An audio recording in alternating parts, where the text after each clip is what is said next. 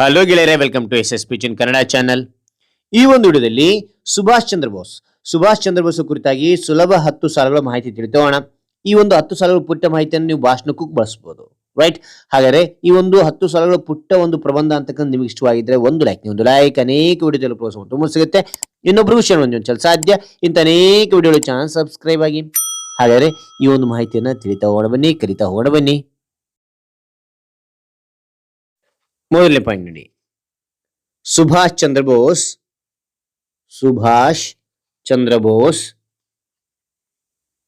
ಒಬ್ಬ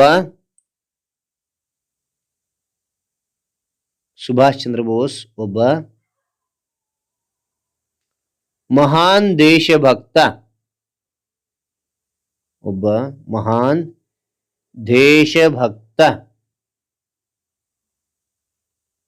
ಓಕೆನಾ? ಅದಾದ ನಂತರ ನೋಡಿ, ಎರಡನೇ ಪಾಯಿಂಟ್,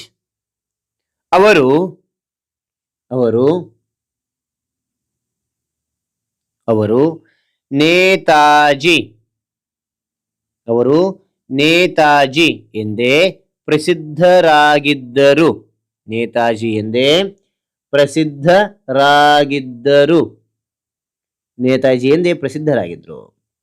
ಅದಾದ ನಂತರ ಪ್ರಸಿದ್ಧರಾಗಿದ್ದರು.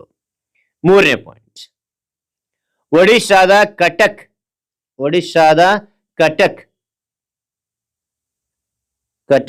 ಅವರ ಜನ್ಮಸ್ಥಳವಾಗಿದೆ.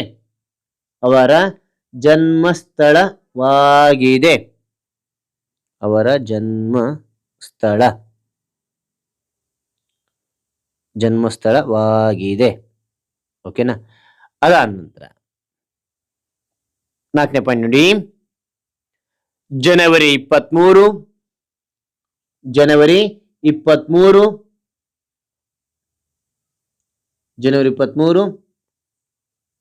1897ರಂದು ಅವರು ಜನಿಸಿದರು. ಜನವರಿ 23, 1897ರಂದು ಅವರು ಜನಿಸಿದರು. ಐದನೇ ಪಾಯಿಂಟ್, ಅವರು ಭಾರತದ ಸ್ವಾತಂತ್ರ್ಯಕ್ಕಾಗಿ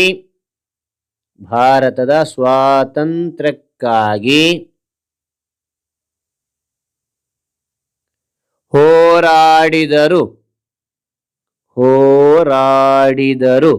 ಮತ್ತೊಮ್ಮೆ ನೋಡಿ, ಮೊದಲನೇ ಪಾಯಿಂಟ್ ಇಂದ, ಸುಭಾಷ್ ಚಂದ್ರ ಬೋಸ್ ಒಬ್ಬ ಮಹಾನ್ ದೇಶಭಕ್ತರು. ಅವರು ನೇತಾಜಿ ಎಂದೇ ಪ್ರಸಿದ್ಧರಾಗಿದ್ದರು. ಒಡಿಶಾದ ಕಟಕ್ ಅವರ ಜನ್ಮಸ್ಥಳವಾಗಿದೆ.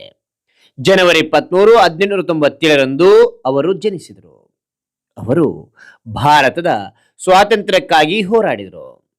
ಆರನೇ ಪಾಯಿಂಟ್ ನೋಡಿ, ಅವರು ಆಜಾದ್ ಹಿಂದ್ ಫೌಜ್ ಸೈನ್ಯವನ್ನು ಕಟ್ಟಿದರು.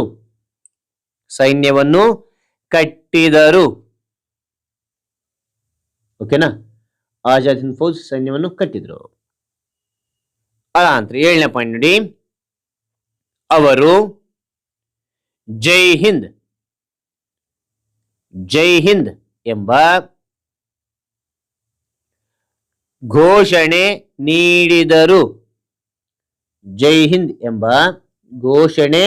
ನೀಡಿದರು.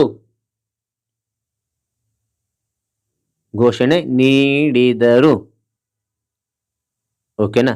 ಅನಂತರ ಏಳನೇ ಪಾಯಿಂಟ್ ನೋಡಿ, ಅವರು ತುಂಬಾ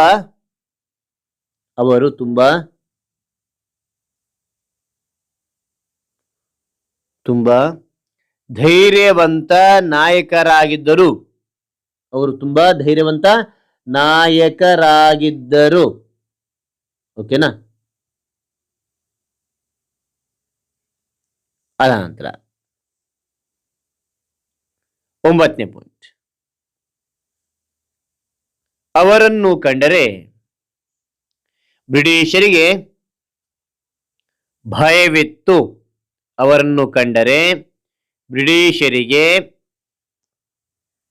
ಭಯವಿತ್ತು. ಓಕೆನಾ, ಭಯವಿತ್ತು. ಭಯವಿತ್ತು. 10ನೇ ಪಾಯಿಂಟ್ ನೋಡಿ, ಕೊನೆಯ ಪಾಯಿಂಟ್. ನನಗೆ ರಕ್ತ ಕೊಡಿ, ನನಗೆ ರಕ್ತ ಕೊಡಿ, ನಾನು ನಿಮಗೆ ಸ್ವಾತಂತ್ರ್ಯ ನೀಡುತ್ತೇನೆ. ನಾನು ನಿಮಗೆ ಸ್ವಾತಂತ್ರ್ಯ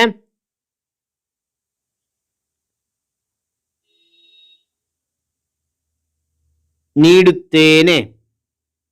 ಮತ್ತು ನೋಡಿ, ನನಗೆ ರಕ್ತ ಕೊಡಿ, ನಾನು ನಿಮಗೆ ಸ್ವಾತಂತ್ರ್ಯ ನೀಡುತ್ತೇನೆ ಎಂಬುದು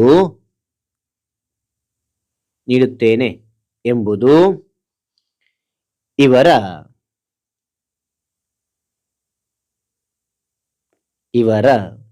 ಪ್ರಸಿದ್ಧ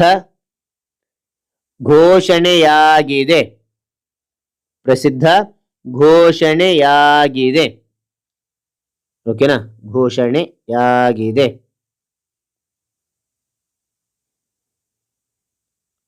ಅವರು ನಮಗೆಲ್ಲ ಸ್ಫೂರ್ತಿ.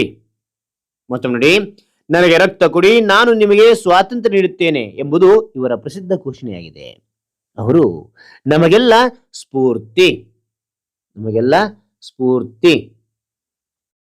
ಹಾಗಾದ್ರೆ ಈ ಒಂದು ಮಾಹಿತಿ ಅಂತ ಇಷ್ಟವಾದ್ರೆ ಒಂದು ಲೈಕ್ ಅನೇಕ ವಿಡಿಯೋ ತಲುಪುವ ಪ್ರೋತ್ಸಾಹ ತುಂಬಾ ಸಿಗುತ್ತೆ. ಇನ್ನೊಬ್ರು ವಿಷಯ ಸಾಧ್ಯ ಅಂತ ಅನೇಕ ವಿಡಿಯೋ ಚಾನಲ್ ಸಬ್ಸ್ಕ್ರೈಬ್ ಆಗಿ ಮತ್ತೊಂದು ಹೊಸ ವಿಷಯದೊಂದಿಗೆ ಮತ್ತೊಂದು ಹೊಸ ವಿಡಿಯೋ ಭೇಟಿ ಆಗ್ತೇನೆ. Thank you for watching. Bye ಮಕ್ಕಳೇ.